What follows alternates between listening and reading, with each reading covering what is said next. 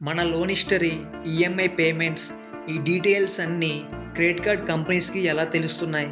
వాళ్ళు మన బ్యాంక్ అకౌంట్స్ని డైరెక్ట్గా చూడరు. మరి ఈ ఇన్ఫర్మేషన్ వాళ్ళ దగ్గరికి ఎలా వెళ్తుంది? ఈ ప్రాసెస్ ఎలా పనిచేస్తుందో సింపుల్గా ఈ వీడియోలో చూద్దాం. కాబట్టి వీడియోని ఎండ్ వరకు చూడండి. Let's start the video. Credit card companies మన డేటాని డైరెక్ట్గా కలెక్ట్ చేయవు. వాళ్ళు మన ఫైనాన్షియల్ డీటెయిల్స్ని క్రెడిట్ బ్యూరోస్ నుంచి తీసుకుంటారు. క్రెడిట్ బ్యూరోస్ అంటే ఎవరు? మన loan details, EMI records, repayment హిస్టరీని కలెక్ట్ చేసి మెయింటైన్ చేసే కంపెనీస్ని క్రెడిట్ బ్యూరోస్ అంటారు.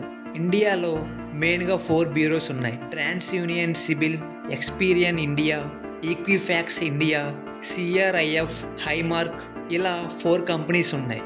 ఇవి అన్నీ ప్రైవేట్ కంపెనీసే, కానీ ఆర్బీఐ అప్రూవల్తో పనిచేస్తాయి.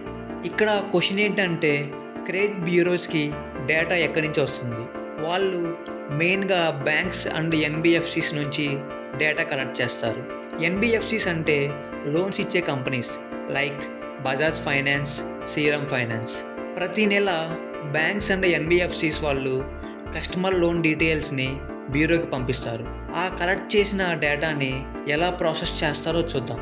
ఇక్కడ మెయిన్గా 3 స్టెప్స్ ఇన్వాల్వ్ అయి ఉంటాయి. ఫస్ట్ స్టెప్, బ్యాంక్ నుంచి వచ్చిన రా డేటాని అంతా ఆర్గనైజ్ చేస్తారు. లోన్ టైప్ ఏంటి, అమౌంట్ ఎంత, ఈఎంఐ స్టేటస్ ఎలా ఉంది, డిలే హిస్టరీ ఉందా, ఇంకా అవుట్ స్టాండింగ్ బ్యాలెన్స్ ఎంత, ఈ డీటెయిల్స్ అన్నీ క్లీన్గా ఒక ప్రాపర్ ఫైనాన్షియల్ ఫైల్ లాగా అరేంజ్ చేస్తారు. నెక్స్ట్ స్టెప్ 2, మెయిన్ వర్క్ ఇక్కడ స్టార్ట్ అవుతుంది. Behaviour analysis. ఇక్కడ వాళ్ళు సింపుల్ క్వశ్చన్ అడుగుతారు.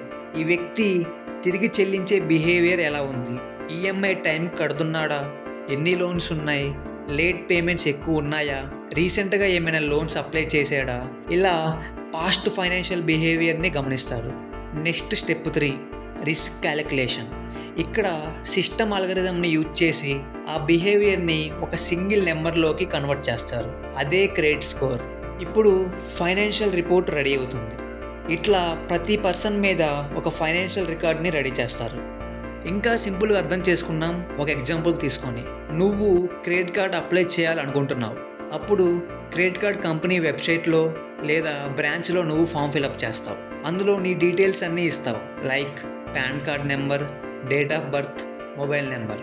అప్పుడు క్రెడిట్ కార్డ్ కంపెనీ బ్యూరోకి ఒక రిక్వెస్ట్ పంపిస్తుంది, ఈ పాన్ నెంబర్ ఉన్న పర్సన్ ఫైనాన్షియల్ రిపోర్ట్ కావాలని. అప్పుడు బ్యూరో తన డేటాబేస్లో సెర్చ్ చేసి ఆ person loan history, EMI payments, repayment records, credit score అన్నీ కలిపి ఒక రిపోర్ట్ ప్రిపేర్ చేస్తుంది.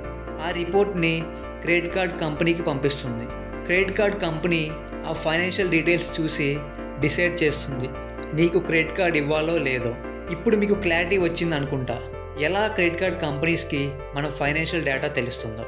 ఇక్కడ ఇంపార్టెంట్ క్వశ్చన్ ఏంటంటే, బ్యాంక్స్ మరియు ఎన్బిఎఫ్సిస్ తమ కస్టమర్ డేటాని బ్యూరోస్కి ఎందుకు పంపిస్తున్నాయి? Reserve Bank of India RBI rule ప్రకారం credit information companies regulation act 2005 కింద బ్యాంక్స్ మరియు ఎన్బిఎఫ్సిస్ కంపల్సరీగా డేటా షేర్ చేయాలి. అంటే ప్రతి నెల ఎవరికి లోన్ ఇచ్చారు, లోన్ అమౌంట్ ఎంత, ఈఎంఐ ఎంత, టైంకి కట్టారా లేదా, ఈ డీటెయిల్స్ అన్నీ బ్యూరోకి పంపించాలి. ఎందుకు ఆర్బీఐ ఈ రూల్ పెట్టిందంటే, ఒక సింపుల్ ఎగ్జాంపుల్తో అర్థం చేసుకుందాం. ఒక వ్యక్తి బ్యాంక్ ఏలో 5 లక్షల లోన్ తీసుకున్నాడు, కానీ లోన్ని టైంకి కట్టట్లేదు. నెక్స్ట్ మంత్ అదే వ్యక్తి బ్యాంక్ బి దగ్గర మళ్ళీ లోన్కి అప్లై చేశాడు అనుకుందాం. ఇప్పుడు బ్యాంక్ బికి ఆ వ్యక్తి పాస్ట్ రీపేమెంట్ హిస్టరీ తెలియకపోతే మళ్ళీ లోన్ ఇస్తుంది. అప్పుడు 2 బ్యాంక్స్కి రిస్క్ పెరిగిపోతుంది. ఇలాంటి సిచ్యువేషన్స్ని అవాయిడ్ చేయడానికి రిజర్వ్ బ్యాంక్ ఆఫ్ ఇండియా ఒక సెంట్రలైజ్డ్ రిపోర్టింగ్ సిస్టమ్ని కంపల్సరీ చేసింది. ఈ సిస్టమ్ వల్ల బ్యాంక్స్కి కస్టమర్ పాస్ట్ హిస్టరీ క్లియర్గా తెలుస్తుంది, రిస్క్ రిడ్యూస్ అవుతుంది, ఫ్రాడ్ తగ్గిపోతుంది, బ్యాంకింగ్ సిస్టమ్ కూడా స్టేబుల్గా ఉంటుంది. అండ్ ఫైనల్గా కంక్లూజన్ ఏంటంటే, ఈ విధంగా మన ఫైనాన్షియల్ డీటెయిల్స్ క్రెడిట్ కార్డ్ కంపెనీస్కి తెలుస్తుంది. ఇప్పుడు మీకు కంప్లీట్ పిక్చర్ అర్థమైంది అనుకుంటా. ఈ వీడియో మీకు యూజ్ఫుల్ అనిపిస్తే లైక్ చేయండి, షేర్ చేయండి. ఇంకా ఇలాంటి సింపుల్ ఎక్స్ప్లెనేషన్ కోసం సబ్స్క్రైబ్ చేయండి. Thank you for watching. జై హింద్.